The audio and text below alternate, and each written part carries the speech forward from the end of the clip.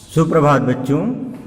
आज हिंदी में मेरा कसूर क्या है पाठ 10 में क्या पढ़ेंगे? मेरा कसूर क्या है।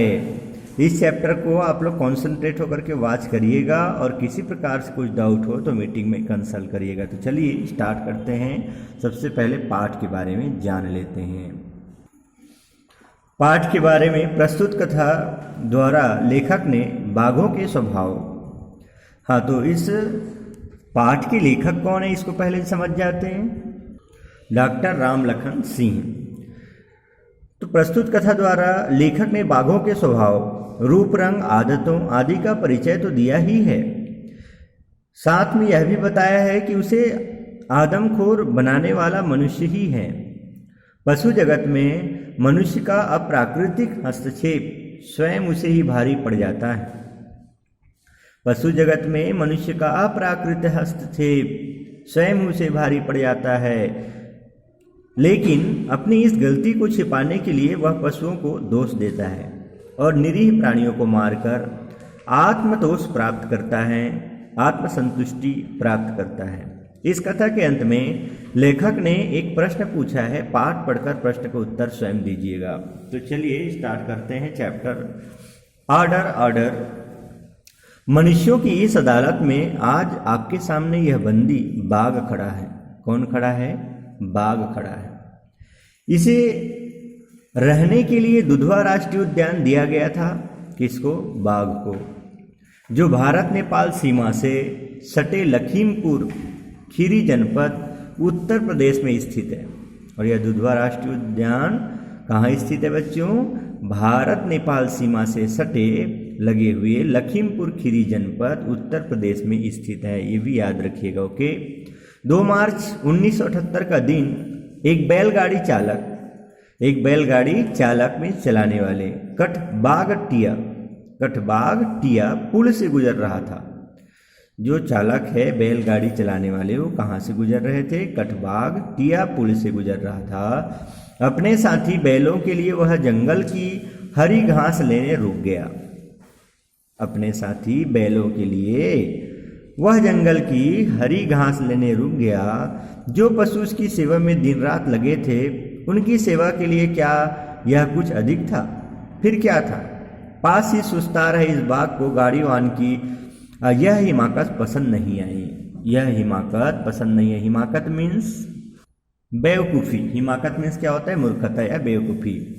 बिना चेतावनी दिए उसने गाड़ीवान को एक बार देखा और दूसरे ही क्षण गाड़ीवान की चीख से जंगल गूंज उठा। जंगल पूरा गूंज उठा। किसकी चीख से? गाड़ीवान की चीख से। यह एक बाघ का पहला कसूर था। इस कसूर को माफ कर भी दिया जाता यदि एक के बाद एक इसने 3 अन्य आदमियों को मार ना दिया होता।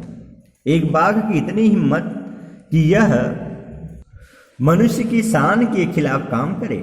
इसे या तो उम्र कैद की सजा दी जाए या आदमखोर घोषित करके मरवा दिया जाए। आदमखोर मीन्स होता है आदमियों को खाने वाला। यह घोषित करके उसे मरवा दिया जाए।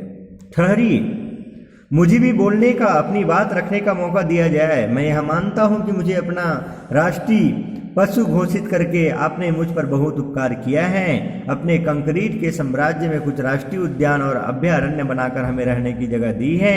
फिर यदा कदा मीन्स कभी कभी या कभी किसी भी समय या कभी कभार जीपों और हाथियों पर पर्यटक के रूप में आकर हमें इस बात का भी एहसास करा दिया जाता है कि आप बुद्धिमान मनुष्य हैं और हम आपकी दया पर जीवित रहने वाले वन्य पशु। हमारी तनी हुई मांसपेशियों, कसे हुए पुट्ठों और स्प्रिंग की तरह लचीली कमर पर उभरा हुआ सुडौल सीना देखकर हाथी भी अपनी चाल तेज कर देता है, मगर आदमी जानता है कि उसे हमसे डरने की कोई आवश्यकता नहीं है। आदमी हमारा प्राकृतिक आहार भी नहीं है, फिर भला हम उसे क्यों मारेंगे? सच तो यह है कि हम स्वयं ही आदमी से डरते हैं, आदमी को देख रास्ते से हट जाते हैं। ये कौन यह कह रहा है? बाघ। यह बात आप वन संरक्षण के कार्य में लगी हुई इस राष्ट्रीय उद्यान के कर्मचारियों से भी पूछ सकते हैं। हमें देखकर ये भागते नहीं, हमारे आराम में खलल डालने की बात सोचते नहीं। खलल शब्द मीन्स क्या होता है? बाधा। हमारे आराम में बाधा डालने की बात सोचते नहीं, बस हमें देखकर सीधा तन कर खड़े हो जाते। वर्ण कर्मचारी हमारी आंखों में आंखें डालकर तब तक घूरते रहते हैं जब तक हम इनका रास्ता छोड़कर चले न जाएं। उस अपरिचित चेहरे, 1.25 मीटर ऊंचे, लंबी फांकदार उंगलियों और संवरी हुई जुल्फों वाले जीव में मेरी कोई रुचि भी नहीं थी। मगर बात जब हमसे छेड़छाड़ की हो तो हमें कदम उठाना ही पड़ता है। आखिर हम जंगल के बादशाह हैं। कुछ सावधानी तो आपको बरतनी ही होगी।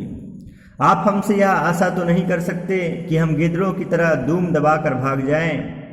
2 मार्च 1978 को भी यही हुआ था। वह आदमी मेरे शयन कक्ष में अचानक आ पहुंचा।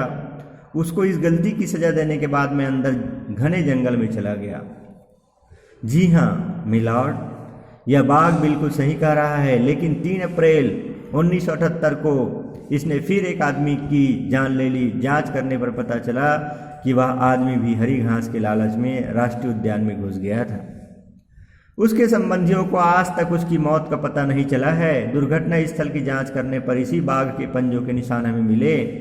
जिस प्रकार 2 आदमियों की उंगलियों के निशान एक जैसे नहीं हो सकते, उसी प्रकार 2 बाघों के पंजों के निशान भी नहीं मिलते। इसके पंजों की जांच करने पर हमने इसकी कद काठी और उम्र का अनुमान लगा लिया। वैसे भी हम जानते हैं कि जंगल में एक ही राजा होता है, 2 नहीं। कोई भी बाघ अपने क्षेत्र में किसी दूसरे बाघ को सहन नहीं कर सकता। यदि कोई दूसरा बाघ इसके क्षेत्र में प्रवेश करता तो दोनों के बीच में मल्लयुद्ध होना निश्चित था। जंगल का कानून यही है। जरा सोचिए, आदमी बाघ का प्राकृतिक आहार नहीं है, फिर भी यह बाघ एक के बाद एक आदमी को क्यों खा रहा था? तो जरा सोचिए का आंसर आप लोग सोच करके मीटिंग में बताइएगा। ओके, ये होमवर्क है आप लोगों का। महानुभाव, आप बिल्कुल सही कह रहे हैं। वह मैं ही था। मैंने ही उस घुसपैठियों को मारा था। 3 अप्रैल के दिन मैं खा पीकर वहां वही घास में सुस्ता रहा था, आराम कर रहा था कि वह चोरी छिपे घास काटने वहां आ पहुंचा। जंगल के राजा की आंखों के सामने चोरी। भला मैं चुपचाप यह कैसे देखता?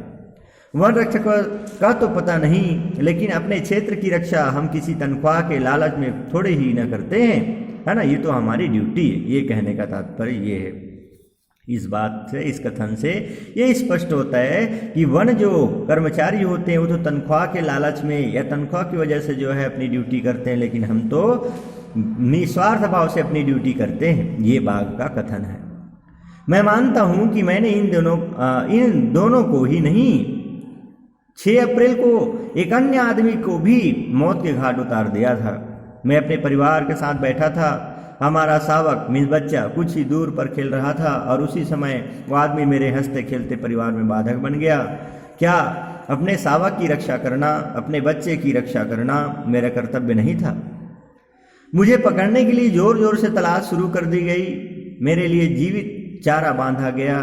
मैंने आपकी इस भेंट को भी सहर्ष स्वीकार किया। 40 किलो का पाड़ा खाने के बाद मैं निश्चिंत था। पाड़ा मीन्स भैंस का बच्चा। 3-4 दिनों तक जंगल में इधर उधर घूमता रहा। इस बीच कई बार वन रक्षकों ने मुझे देखा। कई बार मेरी उनसे आंखें चार हुई, मगर वे अपना काम करते रहे और मैं अपना काम यानी पूरा आराम। वैसे भी हम पेट भरा होने पर शिकार नहीं करते। वन रक्षक मेरे लिए 3-4 दिनों के बाद चारा बांधते रहे। मैं भी चुपचाप बिना कोई नखरा किए उसे स्वीकार करता रहा।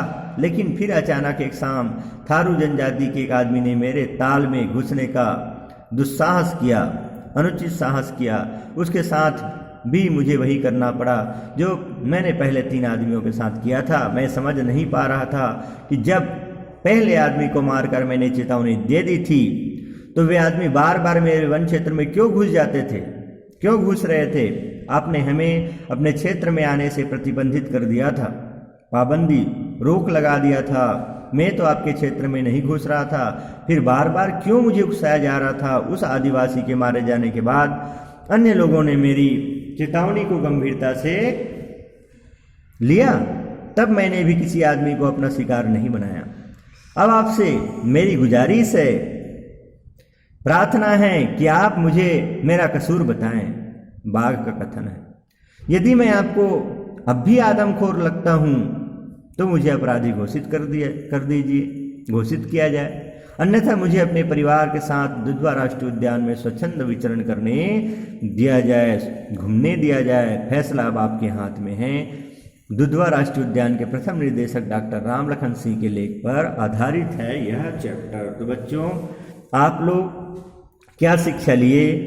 हाँ, इस पाठ से इसको आप लोग ज़रूर मीटिंग में बताइएगा, और किसी प्रकार से कुछ डाउट हो तो उसके बारे में आप लोग भी कंसल्ट करिएगा। यहाँ पर इस चैप्टर में आप लोगों को यह शिक्षा लेनी चाहिए बच्चों कि किसी भी कोई भी पशु हो, पक्षी हैं, है ना, या और कोई भी जानवर हो अन्य, उस पे जो उसके जीवन में हम में बाधा नहीं पहुंचाना चाहिए, बेमतलब का उसे नुकसान नहीं पहुंचाना चाहिए। सबका अपना अपना जीवन होता है और सब अपने जीवन में जो है व्यस्त और अपने जीवन को अपने तरीके से जीना जानता है, लेकिन हम उस पे बाधा पहुंचाएंगे, उसे जो है उसके लिए, जीवन के लिए यदि हम उसके सामने जाएंगे तब अपनी रक्षा के लिए, अपनी हिफाजत के लिए वो तो अपना कदम उठाएंगे ही। इसमें पशु पक्षी का दोष नहीं है ना, इसीलिए हमें अपना कर्तव्य करना चाहिए। बस यही जो है इस चैप्टर में बताया गया है कि कोई भी, सभी पशु पक्षी, सर्प हो या कोई भी हो, मनुष्यों से डरता है। यदि कुछ उसके टच में होता है या उसके एक प्रकार से कहा जाए उसके साथ हम छेड़खानी करते हैं, तभी वो हमें नुकसान पहुंचाने का, अपनी रक्षा के लिए नुकसान तो पहुंचाएंगे ही, अपनी हिफाजत तो करेंगे ही। इस प्रकार से यहाँ कहा गया है कि पशु पक्षी कोई भी हो, किसी दूसरे अन्य जीव हैं, उन्हें हमें बेमतलब का, बिना मतलब का नुकसान नहीं पहुंचाना चाहिए, उनके आगे बाधा नहीं बनना चाहिए। ओके बच्चों, तो इस प्रकार से ये चैप्टर आप लोगों का कंप्लीट होता है। इसमें किसी प्रकार से कुछ डाउट हो तो मीटिंग में आप लोग कंसल्ट करिएगा।